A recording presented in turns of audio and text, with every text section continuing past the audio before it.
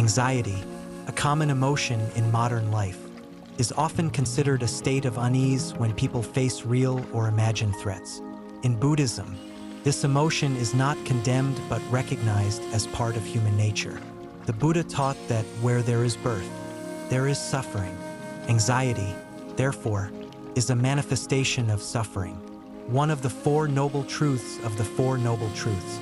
Buddhism emphasizes that anxiety can originate from ignorance, not understanding the truth, and craving, clinging. Ignorance causes people to confuse reality with illusion, leading to feelings of unfounded fear. Craving binds us to unrealistic expectations, increasing anxiety when we do not get what we want. A famous Buddhist story that illustrates this is the story of the lost mother. A mother, grieving over the loss of her beloved child, approached the Buddha to ask him to save her child. The Buddha told her to bring back a mustard seed from a family that had not experienced death. The mother searched everywhere but could not find a family that met her criteria. Eventually, she understood that loss is an inevitable part of life, and her anxiety was resolved through the understanding of impermanence. The first step to dealing with anxiety, according to Buddhism, is to recognize and accept it. Many people tend to avoid or hide their anxiety by suppressing it, but this only makes the mind more chaotic. Like a caged monkey, jumping around endlessly, the Buddha advised that, instead of fighting or running away, look directly at anxiety as an objective observer. This is the first step of mindfulness, sati, a powerful method of recognizing mental states without judgment. The story of Angulimala, a notorious murderer during the Buddha's time, is a clear illustration. Before his enlightenment, Angulimala lived in fear, oppressed by the sins he had committed. But when he met the Buddha, he was taught that anxiety and guilt were not his inherent nature, but only temporary mental states. With the Buddha's guidance, Angulimala recognized his own mental anxieties, let go of the past, and became an arahant.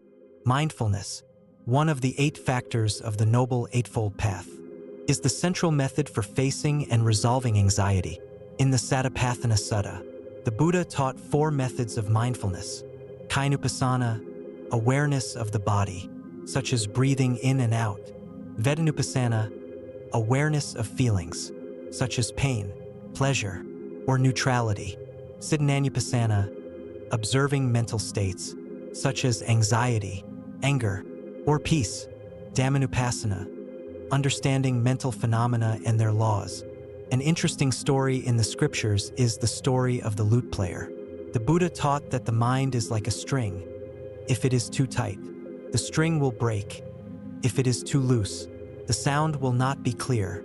Mindfulness helps us maintain this balance, not letting the mind drift away with anxiety, nor clinging too much to a state of peace. Anxiety often accompanies self-criticism. Many people blame themselves for not being perfect, leading to a feeling of helplessness. The Buddha taught that compassion is not only for others but must also begin with oneself. The story of Bodhisattva Avalokiteshvara demonstrates unconditional compassion.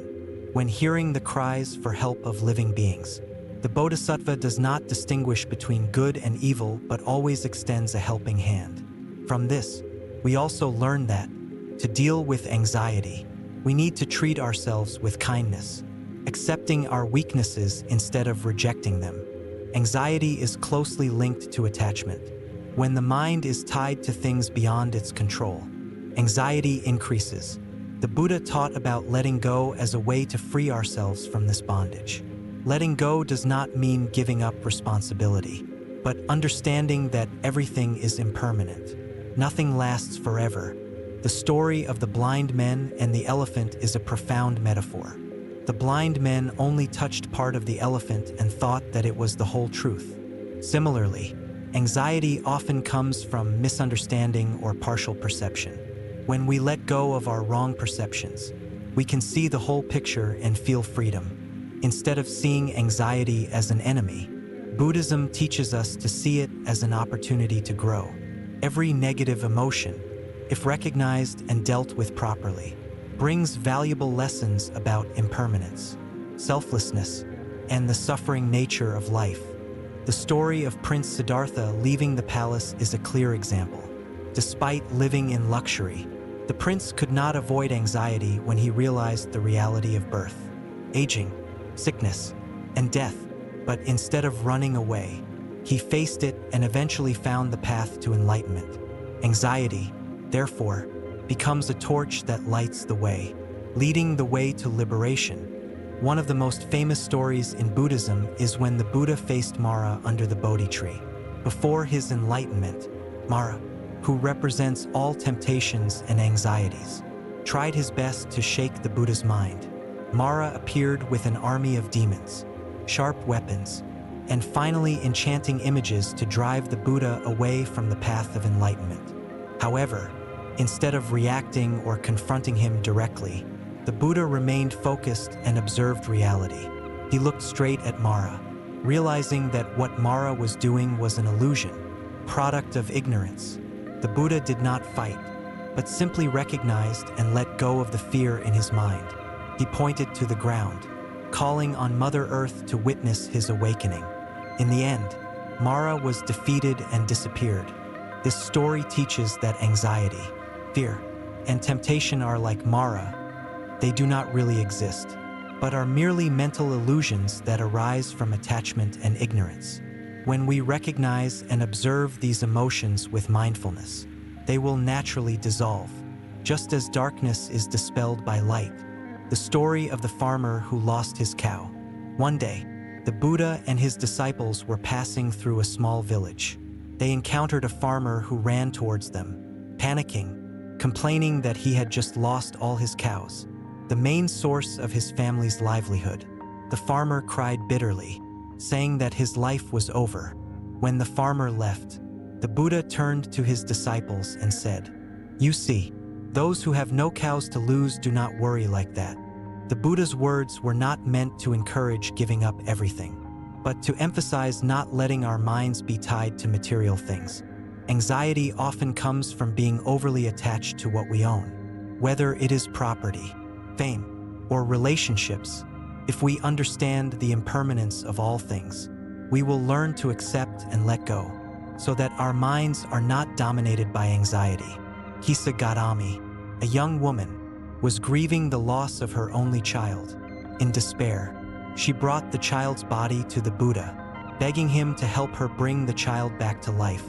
The Buddha asked her to find a mustard seed from a family that had never experienced death. Hisagadami traveled everywhere, but every family said they had lost a loved one. Eventually, she realized that death was an inevitable part of life. With the Buddha's guidance, she accepted the truth and found peace in letting go of suffering. This story illustrates how Buddhism helps us deal with anxiety in relationships, especially when faced with loss. Rather than denying reality, Buddhism encourages accepting impermanence and finding relief in understanding the nature of suffering. One powerful way to overcome anxiety is to develop compassion. In the Metta Sutta, the Buddha teaches that developing a compassionate heart not only frees us from negative emotions, but also brings us deep peace. Avalokiteshvara, who always listens to the cries of sentient beings, is a symbol of infinite compassion. When he sees sentient beings suffering, he does not succumb to helplessness but acts with wisdom and compassion. For example, in a folktale, when a woman is suffering from childlessness, Avalokiteshvara transforms into a friend to comfort her and guide her in dealing with her suffering. With the help of Avalokiteshvara, the woman finds peace in accepting her fate. Developing compassion not only helps us to reduce our focus on our own worries, but also gives us the strength to face adversity. Compassion is not a sign of weakness, but a sign of a strong mind, ready to accept and share the suffering of others. Looking back at the stories and teachings of Buddhism that have inspired generations, I cannot help but wonder, is anxiety also an indispensable part of every human journey? Like the sudden storms that shake the surface of a lake, anxiety reminds us that life is always changing and uncertain. But just as the surface of a lake will become calm again when the wind stops blowing, the human mind can also find peace when we learn to listen to ourselves. Let's ask ourselves, Are we living to avoid anxiety or to learn to overcome it? In a world full of noise and turmoil, we sometimes forget that anxiety is not an enemy. It is a signal, an invitation for us to return to ourselves.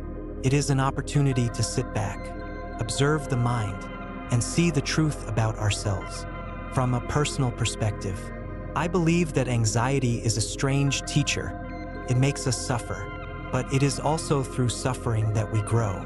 Without anxiety, we would never know how to appreciate peace. The Buddha faced anxiety in his most fateful moments, but he did not run away from it. He accepted it, understood it, and eventually overcame it. To me, this is a valuable lesson. Anxiety is not something to be eliminated, but something to be illuminated with wisdom and compassion. Whenever you feel anxious, ask yourself, what am I clinging to? Is this really necessary? That way, anxiety is no longer a burden, but an opportunity to move closer to liberation. A final message. Remember, you are not alone in this journey. The Buddha was once a human being like us, with fears and insecurities, but it was from that he found the path to enlightenment. And if he did, so can you. Anxiety may be a rough wave, but you are the ocean. Anxiety may be a cloud, but your mind is the vast sky. When we learn to see anxiety as a small part of the flow of life, it loses its power to control us. So let the stories and lessons of the Buddha become the light that guides you. Take time every day to return to yourself with a mindful breath, prayer, or simply a moment of silence. Then you will realize that peace is not somewhere far away, but is always right in your soul. And as a verse once said, take each step without worry, without fear. Under each step is the earth and sky peaceful. Walk on that path and let anxiety become the light that guides you home, where your soul resides in awareness and love.